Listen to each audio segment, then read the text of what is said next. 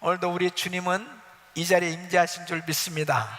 여러분 한 분 한 분을 사랑하시고 오늘도 큰 은혜로 축복하실 줄 믿습니다. 여러분 신앙생활만큼은 반드시 성공하셔야 됩니다. 우리가 이 세상을 살아가면서 이런저런 일을 하면서 때로는 내가 원하던 일들이 안 될 수도 있고 실패할 수도 있지만은 신앙생활만큼은 반드시 성공해야 됩니다. 왜 그렇습니까? 신앙생활의 성공은 나의 인생의 성공이기 때문에 그런 것입니다. 여러분 처음에 예수 믿고 정말 감격하면서 신앙생활을 했던 그 주님을 만난 그 감격이 주님 나라 가는 그날까지 이어져야 되는 것입니다. 우리의 삶의 여정은 끊임없는 영적 전투를 벌이고 있습니다. 항상 우리 성도님들은 이 영적 전투에서 승리할 수 있기를 예수 이름으로 축원합니다. 성경에 의하면 우리가 살고 있는 이 시대가 어느 시대냐? 말세 중에 말세라는 것입니다. 이제 주님 오실 날이 정말 가까운 그런 시대에 우리는 살고 있습니다. 이 말세의 징조 가운데 두드러지게 나타나는 것은 바로 사랑이 식어지는 것입니다. 여러분 마태복음 24장 9절로 12절 말씀 보면 그때 사람들이 너희를 환난에 넘겨주겠으며 너희를 죽이리니 너희가 내 이름을 위하여 모든 민족에게 미움을 받으리라. 그때 많은 사람이 시험에 빠져 서로 잡아주고 서로 미워하겠으며 거짓 선지자가 많이 일어나 많은 사람을 미혹해 하겠으며 불법의 성함으로 많은 사람의 사랑이 식어지리라. 이 마지막 때의 징조가 여러 가지가 나타나지만 이 사랑이 식어진다는 것입니다. 그러니까 처음에 하나님을 뜨겁게 사랑하며 그렇게 기쁨으로 신앙생활을 했었는데 세월이 지나면서 이 사랑이 식어져 간다는 것입니다. 그래서 우리가 정말 마지막 때에 무엇보다도 더 중요한 것은 사랑으로 충만한 신앙생활이 돼야 될 줄로 믿습니다. 여러분 어제도 우리 그레이스 인카운터 주말 수양에 참석한 우리 성도들 안수하는 가운데 성령이 임하고 또 방언의 은사도 받고 또 가지가지 은사도 받은 줄 믿습니다. 이 성령의 역사가 강하게 나타나는 그런 교회였습니다. 이렇게 에베소 교회는 말씀으로 충만하고 사랑으로 충만하고 기도로 충만하고 성령의 역사가 강하게 나타나는 이런 교회였습니다. 또 오늘 특별히 2절로 3절에 보면은 에베소 교회에 칭찬할 만한 것들이 참 많이 있는데 2절에 보면 너희 수고와 인내를 그랬습니다. 수고와 인내가 있었어요. 또 악한 자들을 용납지 아니한 것, 이 거짓 교사들을 다 색출해냈습니다. 또 세 번째는 주님의 이름을 위하여 참고 그리고 게을르지 않았던 열심히 신앙생활했습니다. 네 번째는 이 니골라당의 행위를 미워했다고 했습니다. 이 진리를 깨닫고 나니까 율법은 다 필요가 없다. 그런데 잘못된 방종 또 이 음행에 빠지게 만드는 이런 이단들을 퇴치하는, 그러므로 인해서 이 교회는 영적 분별력이 있었고 그리고 교리가 아주 든든한 그런 교회였습니다. 그래서 주님이 뭐라고 하느냐면 내가 안다 그랬어요.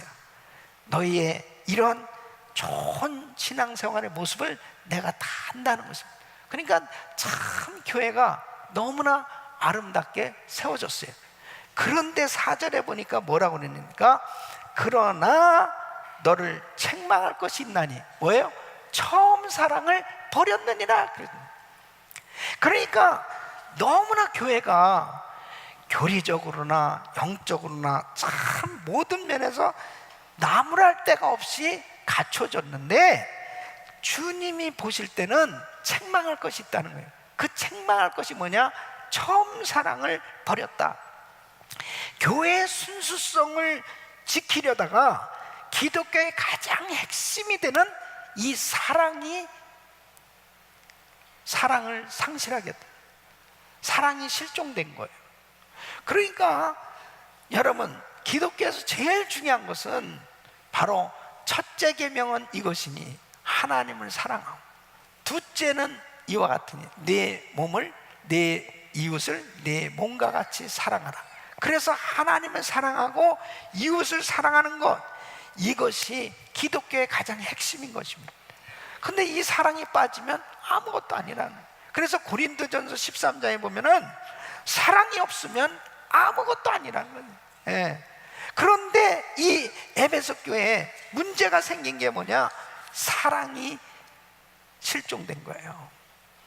여러분, 사랑이 실종됐을 때 주님께서 뭐라고 말씀하면, 이거 빨리 돌이키지 않으면은 촛대를 옮기겠다까지 말씀하시는 거예요. 그러니까 상당히 심각한 말씀입니다. 자, 열심히 여러 가지로 열심히 신앙생활을 하고 있는데 사랑이 빠져버린 그런 신앙생활을 주님이 기뻐하시지 않는다는 거예요. 그러니까 촛대로 옮긴다는 말씀까지 하시는 거예요. 저는 오늘 이 말씀을 증거하면서 처음 사랑을 회복해야 됩니다. 정말 우리 교회가 처음 사랑을 회복해야 되겠다. 우리 성도님들이 처음 사랑을 회복해야 됩니다. 처음 사랑을 회복하기 위해서 오늘 이 말씀이 증거되면서 저와 우리 성도님들이 자신의 신앙을 정확하게 진단해보고, 만일 내가 처음 사랑을 잃어버렸다면 속히 처음 사랑을 회복할 수 있기를 예수 이름으로 축원합니다. 첫째는 어디서 떨어진 것을 생각하라는 거죠. 어디서 떨어진 것을 생각해야 된다. 이것은 뭐야? 원인을 정확하게 진단하라는 말씀입니다. 과거와 현재의 차이를 계속 생각하고 회상하라는 것입니다. 처음에 우리가 예수 믿었을 때 그 신앙생활이 행복했어요. 천하를 얻은 것 같은 기쁨이 충만했어요. 사람들과의 관계 속에서 다 용서해주고 다 포용하고, 그리고 성도들과의 관계가 너무 아름다웠어요. 그리고 너무너무 기쁨이 충만한 신앙생활을 했어요. 그런데 어느 날 순간 나도 모르게 이제 기쁨이 사라지고 신앙생활 재미가 없어지고 사람이 싫어지고, 그리고 사람들만 보면 판단이 되고 상처를 받고 있다면 이것은 분명 사랑이 실종된 겁니다. 그러면 어디서부터 그렇게 됐을까? 다 이유가 있거든요. 어디서부터 그렇게 됐을까? 이 에베소 교회는 왜 처음 사랑을 잃어버렸을까? 에베소 교회는요, 첫째, 세상을 사랑했기 때문에. 세상을 에베소 교회 세상 풍조의 영향을 받은 겁니다. 당시에 이 에베소는 그 지역이 정치, 경제, 문화, 무역 모든 면의 중심이 되는 그런 항구 도시였습니다. 그러니까 자유롭기도 하지만 방탕한 도시였습니다. 얼마든지 세속 문화에 물들기 쉬운 그런 도시였습니다. 그러니까 성도들이 처음에는 성령 충만해서 그런 모든 걸 이길 수가 있었어요. 다 구별됐어요. 근데 시간이 지나면서 자연스럽게 세상을 사랑하기 시작합니다. 세상을 짝하기 시작합니다. 그러니까 우리가 신앙생활 하면서 처음 사랑을 경험했을 때는 세상은 간 곳 없고 구속하신 주만 보여요. 그러면서 뭐든지 이렇게 세상을 이길 수 있는 그런 능력이 생겨지는 거예요. 교회를 다니면서 사람들과의 부딪힘, 믿었던 사람들, 그 사람들에게 실망을 갖게 되었을 때 다툼이 벌어지고, 이럴 때 사소한 논쟁 때문에 또 그때부터 이제 교회가 싫어지는 거예요. 사람들 만나기가 또 싫어지는 거예요. 근데 이런 것들이 항상 장애물로 우리 앞에 놓여 있는데 이것을 넘기질 못하고 거기에서 딱 부딪히다 무슨 믿는 사람한테 사기를 당한다든지, 자 같이 막 교제하면서 너무 좋았는데 그 사람의 진짜 허물이 딱 보여지면서 실망한다든지, 또 목회자에게 실망을 한다든지. 그래서 제가 참 조심스럽습니다. 여러분, 제가 여러분들하고 이게 걸린다고 생각해 보세요. 목사님에 대해서 안 좋게 생각한다. 그러면 은혜가 되겠어요? 앉아가지고 말은 잘하네, 말은 잘하네 그러면서 마음문이 딱 닫혀 있을 거 아니에요. 그래서 내가 진짜 조심스러운 거예요. 정말 조심스럽습니다. 얼마나 조심스러운. 나하고 절대 싸우면 안 돼. 왜냐하면 걸리면 은혜가 안 되니까. 다른 사람 다 은혜 받아도 그 사람은 은혜 못 받는 거예요. 그러니까 교회 와서 특히 지도자들과 부딪히거나 무슨 성도들과 이게 싸움이 벌어지거나 문제가 생기면 영락없이 어떤 사람을 미워하게 되는 그 순간부터 신앙은 곤두박질칩니다. 은혜가 안 돼요. 은혜가 안 돼. 예. 어쨌든 이 에베소 교회는 처음 사랑을 잃어버린 것이 이런 환경적인 영향 또 교회 내에서의 이런 문제들로 인해 가지고 그들은 처음 사랑을 잃어버리게 되었습니다. 여러분, 정말 여러분들은 어디에서부터 이 처음 사랑을 잃어버렸는지 한번 생각해 보세요. 어디에서 잃어버렸을까? 반드시 그 원인이 있습니다. 그것을 오늘 찾고 다시 회복할 수 있기를 예수 이름으로 축원합니다. 두 번째는 회개해야 되는 것입니다. 오늘 이 5절 말씀 보면 어디서 떨어진 것을 생각하고 회개하여 그랬습니다. 이 회개는 단순한 반성이나 뉘침으로 그냥 끝나는 게 아니고 완전히 돌이켜서 원위치로 바로 주님이 기뻐하는 그 자리로 돌아서라는 거예요. 믿습니까? 돌아서야 됩니다. 맨날 생각은 내가 이러면 안 되는데 이렇게 살면 안 되는데 그렇게 그냥 후회만 하고 생각만 하고 있으면 안 되네요. 반드시 회개는 돌이키는 거예요. 하나님이 기뻐하는 자리로 완전히 돌아서는 겁니다. 그러니까 내가 지금 잘못된 습관 가운데 있다. 그것 때문에 지금 신앙생활 안 되잖아요. 그거는 아니잖아요. 그럼 과감하게 그걸 버리고 그리고 주님 앞에 돌아서야 회복되는 줄로 믿습니다. 주님은요 참 우리가 그렇게 회개하기를 원하세요. 우리가 우리 죄를 자백하면 저는 미쁘시고 그러서 우리 죄를 사하시고 우리를 모든 불의에서 깨끗게 하신다고. 언제든지 십자가 앞에 나가서 회개하기만 하면 하나님은 또 새로운 기회를 주시는 거예요. 여러분 요나서 3장 보세요. 이 니느웨 사람들이 정말 죄를 많이 지었습니다. 하나님께서 이제 니느웨를 멸망시키기로 작정합니다. 요나를 보내서 이제 니느웨가 40일이 지나면 무너질 것이다, 멸망당할 것이다, 이걸 증거하라고 그랬습니다. 니느웨 사람들이요 40일이 지나면 이 성이 무너진다, 회개하라. 그랬을 때 너무나 놀라운 것은 이 사람들이 받아들이는 거예요. 이 왕이 받아들이는 겁니다. 그래서 왕이 금식하면서 모든 백성들에게 금식을 선포하는데 동물까지 금식하는 거예요. 동물까지. 온통 나라가 다 금식하는 분위기로 바뀌어집니다. 하나님께서 어떻게 했습니까? 그래도 심판했어요? 하나님께서 심판을 거두셨어요. 하나님의 본심은 심판이 아니고 사랑인 줄로 믿습니다. 하나님 기다리고 계세요. 기다리고 계세요. 회개해야 됩니다. 회개해야 삽니다. 회개하지 않으면은 자기가 잘못하는 것도 몰라요. 회개하지 않으면은 근본적인 변화가 일어나지 않아요. 이 토니 캄폴로 박사가 95세 이상 된 사람을 대상으로 앙케이트 조사를 했습니다. 여러분 95세면은 정말 나이가 많은 분들이잖아요. 이제 돌아가실 날이 정말 가까운 분들이 50명을 대상으로 조사를 했는데 뭐라고 질문했냐면 만일 여러분에게 또다시 삶의 기회가 주어진다면 어떻게 살겠습니까? 그때 첫 번째 가장 많은 대답이 뭐냐? 날마다 반성하며 살겠다. 이건 뭐예요? 지난 날이 참 후회가 되는 잘못된 일들이 참 많이 있었음을 그것은 고백하는 겁니다.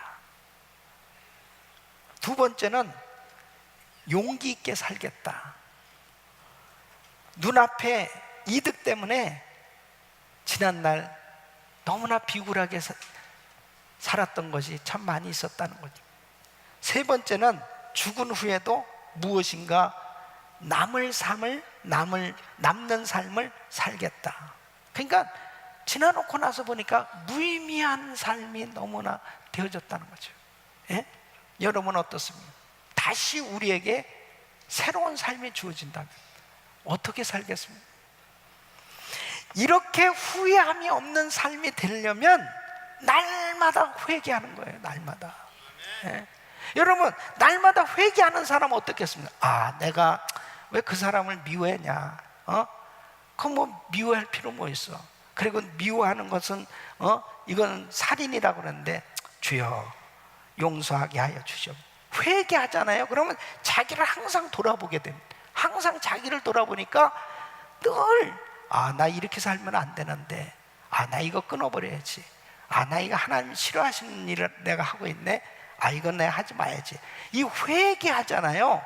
그러면 항상 자기를 돌아보고 그 다음에 하나님이 기뻐하는 생각으로 충만하니까 그 사람은 후회함이 없는 삶이 되는 거예요. 아멘. 그러니까 이 회개한다는 것은 기독교에서는요 축복입니다. 축복. 예. 날마다 회개하면서 사네. 날마다 회개하며 살 수 있기를 예수 이름으로 축원합니다. 그래야만 여러분 하나님이 기뻐하는 처음 사랑을 되찾을 수 있어요. 그럴 때 후회함이 없는 인생이 될 수 있어요. 그러나 회개하지 않아 보세요. 얼마나 교만한 자입니까? 자기가 얼마나 잘못하면서 남만 계속 지적하는, 저것 때문에 잘못, 저게 문제고 저게 어떻고 계속 그러는 거예요. 그러니까 결국 기쁨도 없고 감사도 없고, 그리고 근본적인 변화가 일어나질 않습니다. 회개하지 않으니까. 여러분, 회개하는 사람이 승리하는 줄로 믿습니다. 세 번째는 처음 행위를 가져야 한다는 것입니다. 처음 행위를 가지라 그랬습니다. 예? 처음 행위를 가지라. 이것은 사랑을 찾으려는, 처음 사랑을 찾으려는 수고와 노력을 하라는 것입니다. 여러분 잠언 8장 17절 보면 나를 사랑하는 자들이 나의 사랑을 입으며 나를 간절히 찾는 자가 나를 만날 것이니라. 바로 하나님 앞에 간절히 주님, 내가 처음 주님을 만났을 때 그 감격과 그 기쁨이 다시 회복되기 원합니다. 하나님 그 사랑으로 충만하기를 원합니다. 그렇게 하나님 앞에 더욱더 간절히 사모하며 그 처음 행위를 가질 수 있기를 예수 이름으로 축원합니다.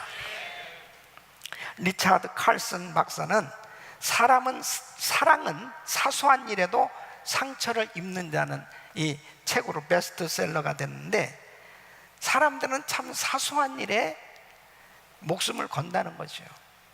대부분 인간관계에 있어서, 특히 부부관계에 있어서 큰 문제는 진짜 큰 문제 때문에 문제가 생기지 않는다는 거예요. 예를 들어서 정말 그 집에 아이가 지금 아픈 거예요.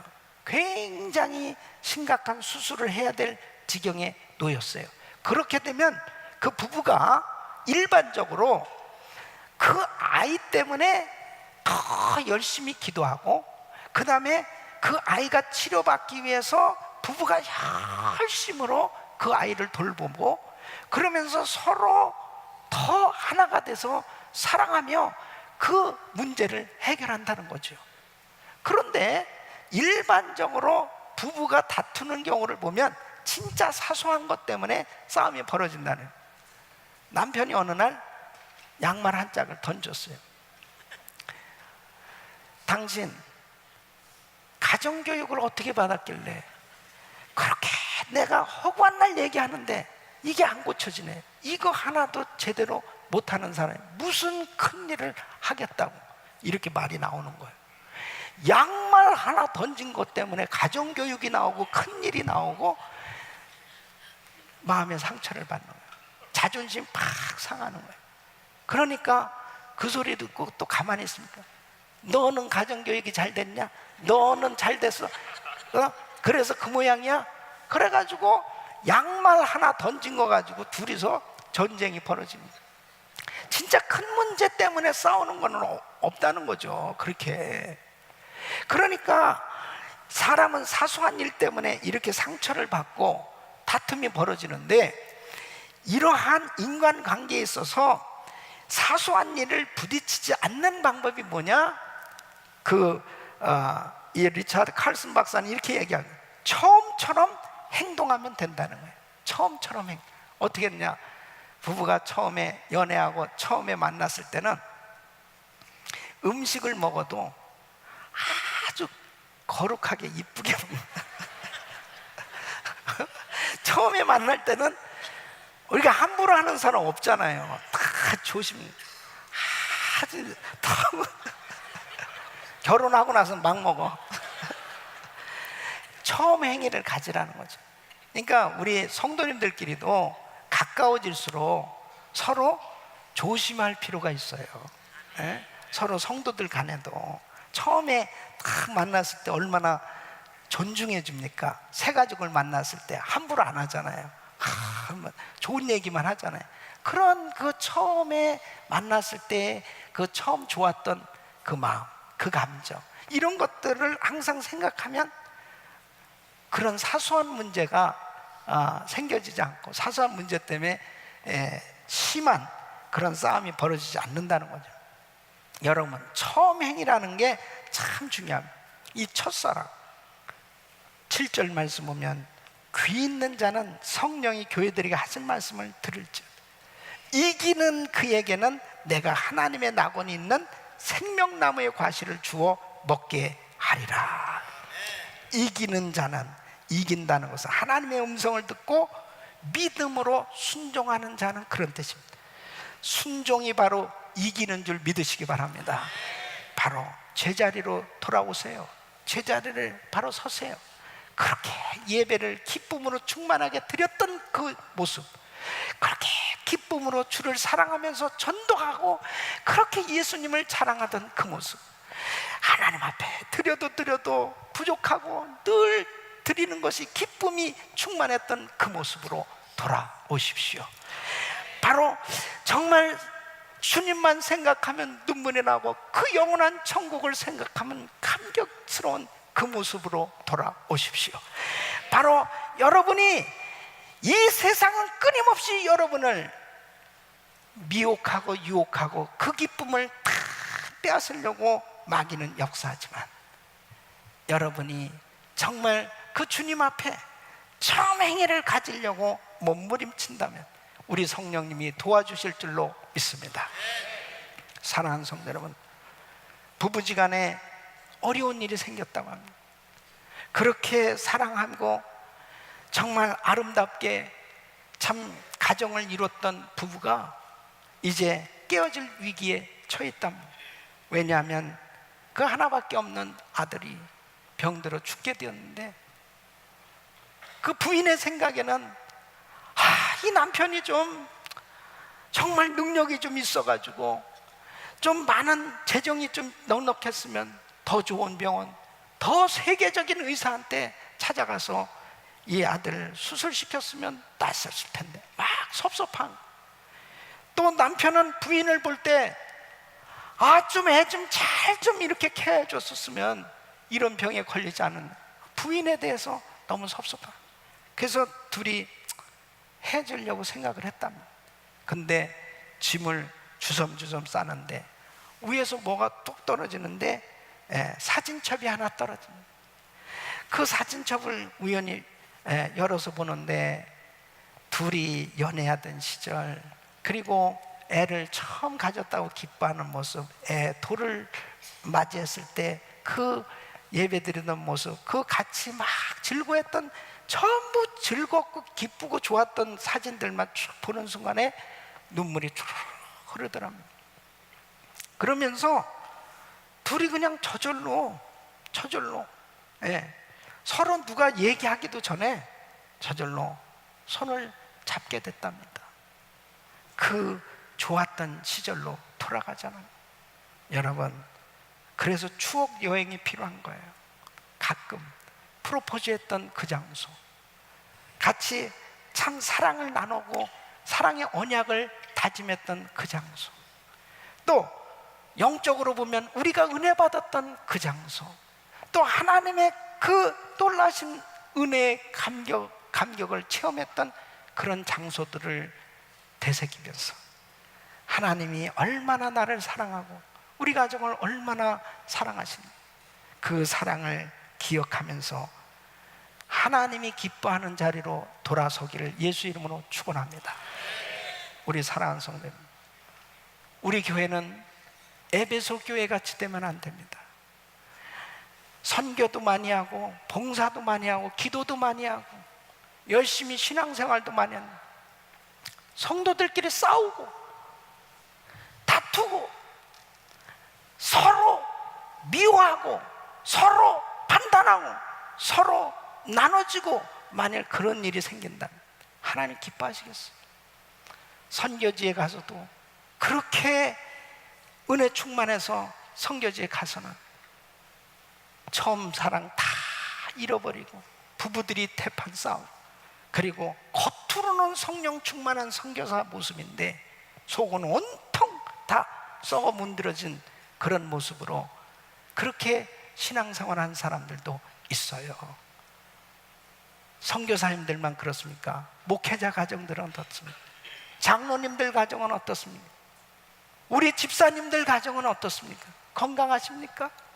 겉으로는 다 은혜 충만한 그런 모습인데 속으로 들여다보면 서로 불편한 관계를 가지고 있다면 그건 하나님이 기뻐하시지 않는 거예요.